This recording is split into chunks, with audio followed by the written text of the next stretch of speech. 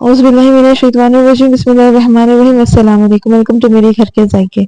आज मैं आपके लिए लाई हूँ चना चाट की रेसिपी। मैंने चने को बॉईल कर लिए थे और साथ में आलू भी इनको हम कट करके इसमें ऐड कर देंगे। इसमें खीरे डालेंगे चॉप किए हुए, धनिया पुदीना उसको भी मैंने बारीक चॉप कर लिया था, वो इसमें चला जाएगा। अब इसके बाद इसमें कुछ जाएंगे स्पाइसेस। तो ये हरे मसाले डालने के बाद हम इसमें स्पाइसेस ऐड करते हैं, जिसमें जाएगा